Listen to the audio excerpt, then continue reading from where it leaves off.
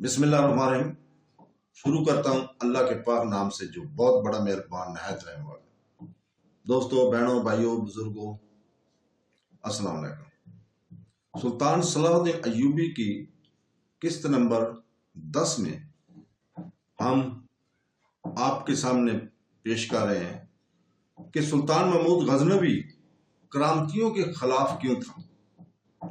तो दोस्तों, पेशावर के नवा में राजा जयपाल को बदतरीन शिकस्त देने के बाद सुल्तान महमूद गजनवी की सारी तवज्जो सिस्तान की तरफ मुतबर हो गई थी, इसलिए कि सिस्तान पर क्रांतियों का कब्जा हो गया था और बकौल मौरखीन सुल्तान महमूद गजनवी क्रांता को अपना सबसे बड़ा और शदीद दुश्मन ख्याल करता था। चुनांचे राजा जयपाल की शिकस्त के बाद सुल्तान महमूद गजनवी आंधी और तूफान की तरह सिस्तान की क्रांतियों के खिलाफ हरकत में आया और इन पर ऐसी ज़रब लगाई कि सिस्तान को इनसे खाली करा दिया। दूसरी तरफ राजा जयपाल का बेटा अनंतपाल एक तरफ तो अपने बाप जयपाल को तस्लीम करदा खजाज रवाना करके सुल्तान महमूद गजनवी को मुतमन करता रहा और दूसरी तरफ बाप की बेइज्जती का इंतकाम लेने की आरजू में हिंदुस्तान के दूसरे राजाओं, बर्मनों और पंडितों से मदद का ख्वाह रहा और इनसे आंत के अल्तमास भी करता रहा। चुनांचे राजा जयपाल की बदतरीन शिकस्त के बाद सुल्तान महमूद गजनवी ने जब सिस्तान की हालात को भी अपने हक में दुरुस्त कर दिया और वहां से इसने करामता को निकाल बाहर किया, तो इसके पास ये इतला पहुंची कि करामता ने बहरीन से एक मुहिम बजरिया समुद्री जहाज सिंध की बंदरगाह देबल और ठट्ठा में भेजी है। इन करामता ने सिंध में वारद होकर सिंध के राजाओं से महमूद के खिलाफ मुआहदे और हर किस्म की इमदाद पहुंचाने के वादे किए, जिसका नतीजा ये हुआ कि अनंतपाल की हमायत पर इस तरफ के तमाम राजा आमादा हो गए और हमीद खान जो करामती था, इसका पोता या नवासा नाम जिसका दाऊद बिन नसर था, जो मुल्तान का वाली था, वो भी चौंके करामती था, लिहाजा वो भी महमूद की दुश्मनी पर उतर आया और महमूद के खिलाफ कार्रवाइयां करने के लिए अनंतपाल के मुआहदों में शरीक होकर करामता के मावा बन गया, उसका हमदर्द बन गया। मौरखीन ये भी लिखते हैं कि मुल्तान की करामती रियासत के मुतसल कोई हिंदू रियासत थी, इसका नाम मौरखीन ने बातना, कुछ ने भाटना, कुछ ने भेड़ीद, कुछ ने भेरा बताया है। जिस तरह इस रियासत का नाम हर मौरख जदा जदा बयान करता है, इसी तरह इसके महल्लो वकू में भी इख्तलाफ है। कोई इस रियासत को पेशावर के शुमाल में बताता है, तो कोई इसको ठट्ठा या कराची का दूसरा नाम समझता है। किसी ने इसकी मौजूदा रियासत पटियाला का मुकाम बठिंडा समझा है, कोई इसको मित्रा और कोई कनूज के करीब बताता है और चौंके राजपूताना में जगह देता है।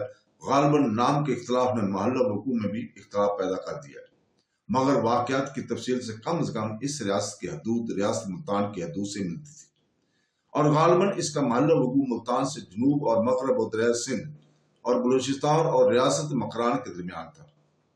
कुछ मौरखीन ये भी लिखते हैं कि यह रियासत मुल्तान के जनूब और दरिया सिंध के मशरक की जानिब थी। ये रियासत यकीनन मंसूरा की बर्बादी के बाद कायम हुई थी। इस रियासत के फरमा रवा का नाम बजे राय था। इस रियासत के खिलाफ हरकत में आने के लिए महमूद के पास दो वजूहात थी। पहली ये कि सुल्तान महमूद गजनवी के साथ पेशावर के नवा में जो राजा जयपाल की जंग हुई, तो इस जंग में भेरा या भाटिया का राजा बेजे राय ने सुल्तान महमूद के खिलाफ जयपाल की मदद की थी और राजा बजे राय का एक लश्कर राजा जयपाल का साथ देते हुए महमूद के खिलाफ लड़ा भी था। दूसरी वजह यह भी थी कि राजा जयपाल को बदतरीन शिकस्त देने के बाद सुल्तान महमूद गजनवी के तलैया गर और मखबर बड़ी तेजी से दरिया सिंध के मशरकी हिस्सों में सरगर्म थे, इसलिए कि ये हिस्से करामता का मरकज बनते जा रहे थे। महमूद चौंके करामतियों के बदतरीन दुश्मन था, लिहाजा हर जगह इन पर निगाह रखना चाहता था और जहां कहीं भी इनका इज्तिमा होता या वो कुव्वत पकड़ने की कोशिश करते, वो इन पर हमला आवर होता और इनका खात्मा करना अपना फर्ज अवलीन ख्याल करता था। इन दोनों बजे राय की रियासत भाटिया में चौंके करामतियों का इज्तिमा हो रहा शुरू हो गया था, लिहाजा सुल्तान महमूद गजनवी ने राजा भाटिया पर हमला आवर होने का फैसला कर लिया था। सुल्तान महमूद गजनवी जो करामता का दुश्मन हो रहा था, तो इसकी भी बड़ी वजूहात थी। अव्वल ये कि करामती हर जगह मुसलमानों को नुकसान पहुंचाना अपने फरीजा ख्याल करते थे। दूसरी वजह यह कि करामतियों ने खाना काबा को नुकसान पहुंचाया था, हजर असवद को इस की जगह से हटाया था। करामता का यह फेर यकीनन सुल्तान महमूद गजनवी के लिए नाकाबिले बर्दाश्त था और वो हर सूरत में इन्हें नेस्तो नबूद करना चाहता था।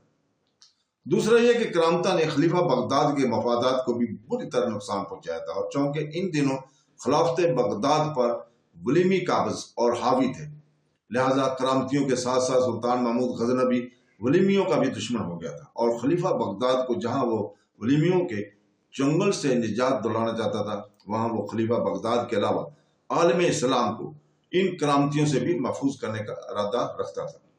जहां तक वलीमियों का तल्लुक है तो तारीख के औराक में इन्हें बनु बुय्या भी कहा कर पुकारा जाता है, और ये ईरान की सतह मुर्तफा का एक अहम तरीन खानदान था जिसने इराक, खरसान और मावरा के इलाकों पर हुकूमत की। इनके खानदान के बड़े का नाम चौंके बोया था, इसलिए इसके नाम से मशहूर हुआ था।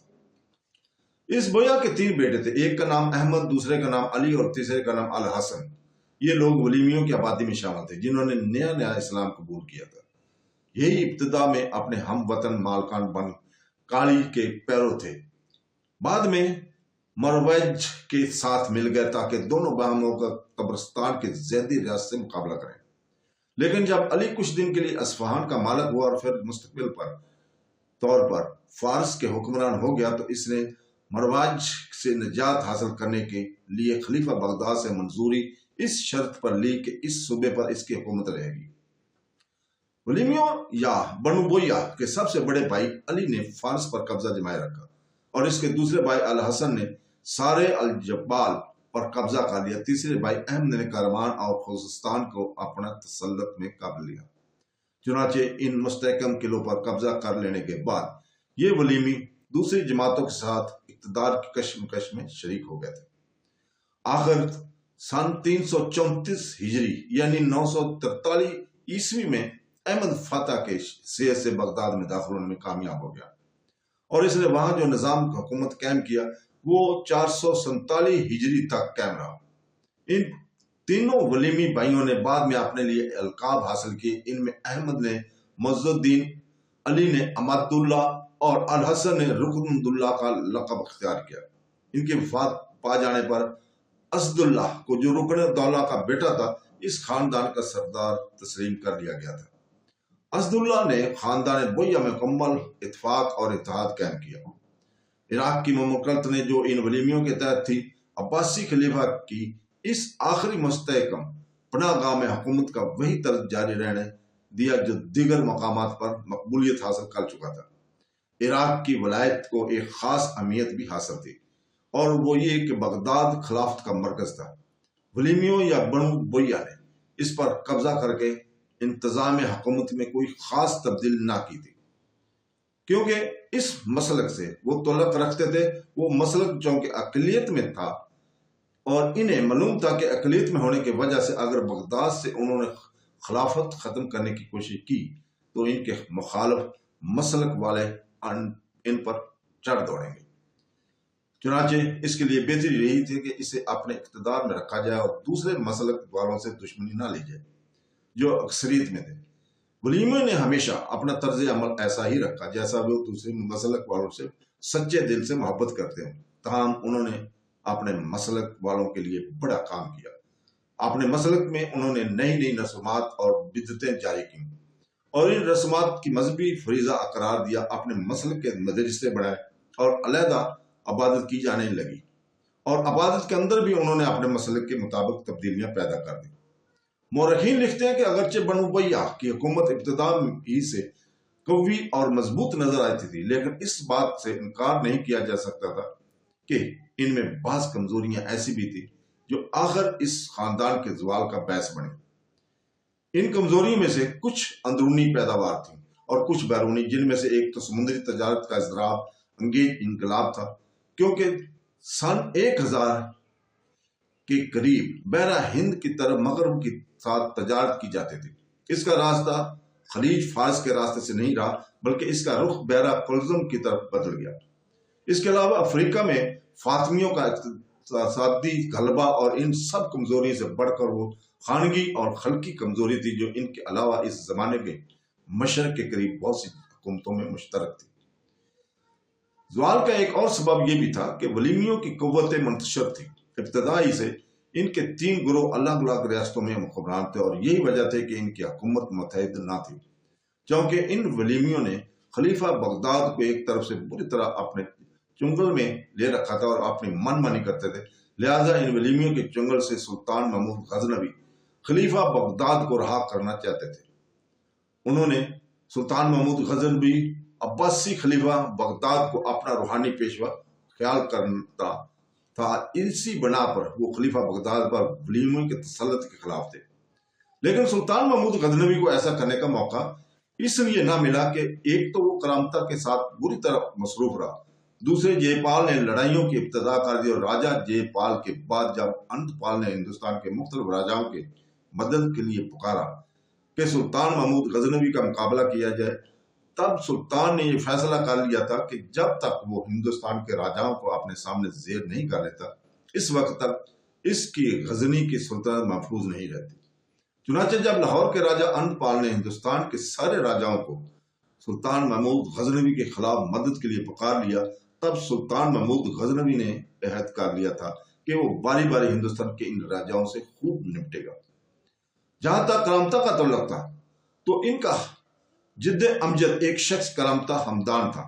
یہ خوزستان کا رہنے والا تھا، لیکن اس نے اپنا زیادہ وقت کوفہ میں گزارا۔ اس نے ایک دارالجرح کے نام سے اپنا ایک مرکز قائم کیا تھا اور بہت سے شاگرد اور مقتدین اپنے ارد جمع کر لیے تھے۔ اس کے بعد ایک شخص ابو سعید نے ان کرامتیوں کو اپنے ارد گرد جمع کر لیا۔ ابو سعید اپنی جمعیت کی تیاری میں پہلے ہی سے مصروف تھا۔ آخر حصول جمعیت کے بعد وہ سن 286 ہجری میں خود ہی مہدی ہونے کا دعویٰ کر کے اٹھ کھڑا ہوا۔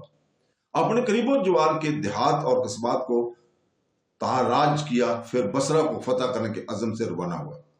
خلیفہ بغداد کے لشکر سے آمنا سامنا ہوا۔ ابو سعید نے فتح پائی اور ابو سعید کے لشکر نے خلیفہ کے لشکر کو چاروں طرف سے گھیر لیا۔ سینکڑوں من لکڑی جمع کر کے آگ لگائی اور خلیفہ کے ہزاروں لشکریوں کو اس آگ میں جھونک دیا۔ تاریخ ابن خلدون میں ہے کہ ابو سعید حشر، قیامت اور حساب کو نہیں مانتا تھا۔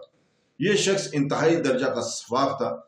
اس نے بے شمار مسلمانوں کو قتل کروا دیا تھا، بہت سی مسجدیں مدم کریں اور عازمین حج کے کئی قافلوں کو لوٹا۔ آخر سن 301 ہجری میں یہ اپنے ایک خادم شلقلیبی کے ہاتھوں مارا گیا۔ ابو سعید نے اپنے بڑے بیٹے سعید کو اپنا جانشین مقرر کر رکھا تھا، لیکن اس نے چھوٹا بیٹا ابو تھار اپنے بڑے بھائی کو مغلوب کر کے خود ہی باپ کا جانشین بن گیا تھا۔ اپنے باپ ابو سعید کے قتل کے بعد اپنے بڑے بھائی سعید کو مغلوب کر کے طاہر باپ کا جانشین ہوا اور اس نے حجر، اثار، کیسف، طائف، بحرین کے علاقوں میں اپنی حکومت قائم کر لی۔ ابو طاہر خدا کا اوتار ہونے کا دعویٰ کرتا تھا اور کہتا تھا کہ اللہ تعالیٰ کی روح میرے جسم میں حلول کر گئی ہے۔ یہ شخص اسلام اور ابل ایمان کے لیے منگولوں سے بھی زیادہ خطرناک ثابت ہوا اور اپنے کرامتی اور باطنی پیش رووں سے بڑھ کر اسلام کے در پہ استحصال ہوا۔ انہی دنوں خلافت بغداد کافی کمزور تھی، اس لیے اس کرامتی ابو طاہر کو مسلمانوں کے خلاف اقدامات کرنے کا بہترین موقع مل گیا۔ اس نے بصرہ پر حملہ کیا، وہاں کافی تباہی پھیلائی، حاجیوں کے قافلے کو لوٹ لیا، کوفہ پر لشکر کشی کی، کوفہ کو فتح کر لیا۔ انبار فتح کرنے کے بعد رمبہ پر بھی قبضہ کر لیا۔ ان تمام معرکوں میں اس نے کثیر تعداد میں مسلمان لشکروں کا قتل کیا اور ہزاروں کو قید کر لیا۔ بعد میں انہیں قتل بھی کر دیا گیا۔